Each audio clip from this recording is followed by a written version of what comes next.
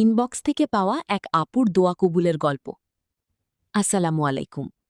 একজন আলেমের কাছে আমি একটা আউল শিখেছিলাম, দোয়ার আগে পরে দুরুদ পড়া, আর মাঝে সূরা ফাতিহা ও সূরা বাকারার শেষ 2 আয়াত পড়ে দোয়া করা। তখন থেকেই আমি এই আমলটা করতাম। একদিন আমার জীবনে এমন একটা চাওয়া এলো, যেটা কবুল হওয়া আমার কাছে প্রায় অসম্ভব মনে হচ্ছিল। মন বলছিল এটা জীবনেও হবে না, কিন্তু তবুও আমার রবের ওপর পূর্ণ ভরসা ছিল। মনে কোনো দ্বিধা রাখিনি, শুধু বলছিলাম আমার রব আমাকে নিরাশ করবেন না। আর দেরি করিনি, এশার নামাজ শেষ করে জায়নামাজেই বসে পড়লাম।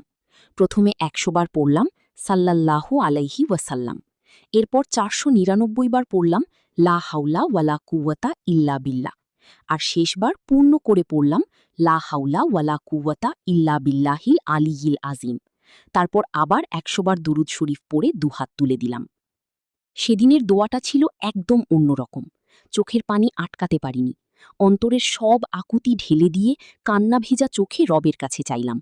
দোয়া শেষে প্রশান্ত মনে ঘুমিয়ে পড়লাম। রাতের শেষ প্রহরে আবার উঠে গেলাম, তাহাজ্জুদের ২ রাকাত নামাজ আদায় করলাম। তারপর ফজরের নামাজ পড়ে আল্লাহর কাছে শুকরিয়া আদায় করছিলাম। বিশ্বাস করুন, সকাল ৬টা বাজতে না বাজতেই আমার সেই অসম্ভব দোয়াটা আল্লাহ তাআলা কবুল করে নিলেন। সেই মুহূর্তের খুশিটা আমি ভাষায় বোঝাতে পারবো না। যেই জিনিসটা আমি ভাবতাম জীবনেও হবে না, সেটাই আমার চোখের সামনে বাস্তব হয়ে গেল। সেদিন নতুন করে উপলব্ধি করলাম, বান্দা যখন সব ছেড়ে দিয়ে শুধু